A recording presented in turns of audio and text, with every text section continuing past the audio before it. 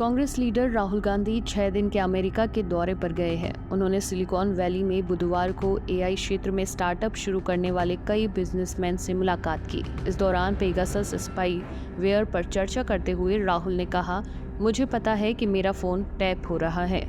इसके बाद उन्होंने अपना फोन उठाया और बोला, हेलो मोदी जी। यात्रा के दौरान बुधवार शाम को राहुल गांधी स्टैनफोर्ड यूनिवर्सिटी पहुंचे। यहाँ उन्होंने छात्रों से कहा, भारत में लोकतंत्र को लेकर जंग छिड़ी हुई है। कोई भी संस्था अपने मुताबिक काम नहीं कर पा रही है। लोकतंत्र का मतलब सिर्फ विपक्ष का होना नहीं होता, बल्कि लोकतंत्र का मतलब होता है कि संस्थाएं विपक्ष का साथ दें।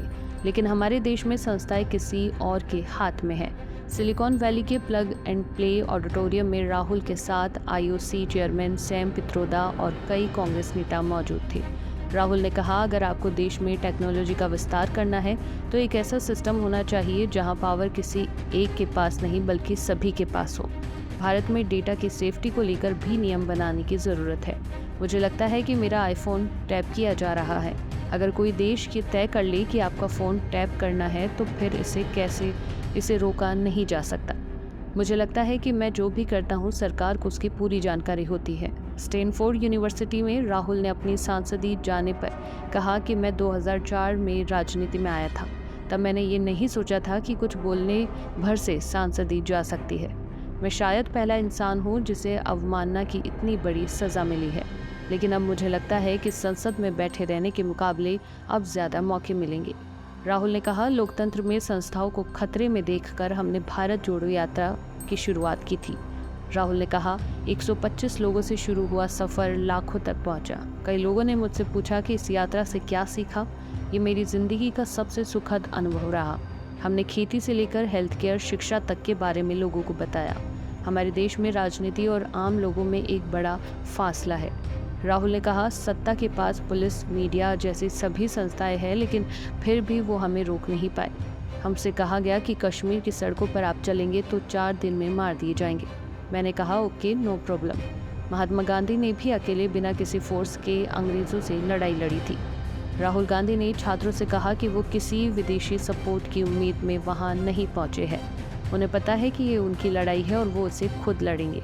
वो सिर्फ विदेश में भारतीय छात्रों से बात करके उनसे बेहतर रिश्ते बनाना चाहते हैं।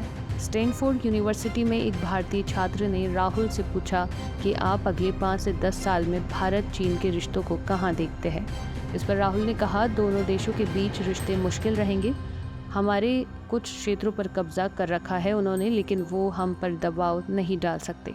साथ ही उन्होंने रूस यूक्रेन जंग पर मोदी सरकार की नीतियों का समर्थन किया। उन्होंने कहा, रूस से हमारे पुराने संबंध हैं, हम कुछ मामलों में उस पर निर्भर है। भारत को अपने हितों को सबसे आगे रखना है। हम किसी एक से रिश्ते सुधारने की वजह से बाकियों से बातचीत बंद नहीं कर सकते। ऐसे में जंग को लेकर सरकार सही रणनीति अपना रही है। मैं भी ऐसा ही कुछ करता। इससे पहले राहुल मंगलवार को अमेरिका पहुंचे थे। इंडियन ओवरसीज कांग्रेस के अध्यक्ष सैम पित्रोदा ने उन्हें रिसीव किया था। मीडिया रिपोर्ट्स के मुताबिक राहुल को इमिग्रेशन क्लियरेंस के लिए एयरपोर्ट पर 2 घंटे इंतजार करना पड़ा। बाद में कहा कि मैं अब आम आदमी हूँ, सांसद नहीं।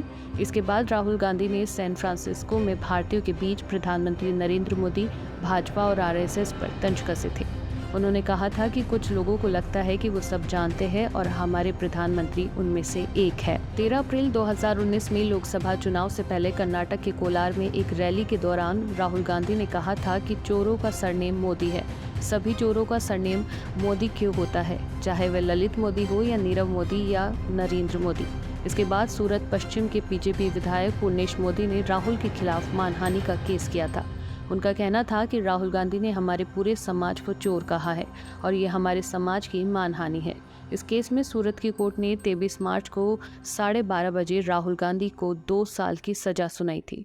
हालांकि 27 मिनट बाद उन्हें जमानत मिल गई थी। 24 मार्च दोपहर करीब 2:30 बजे राहुल की संसद की सदस्यता रद्द कर दी गई।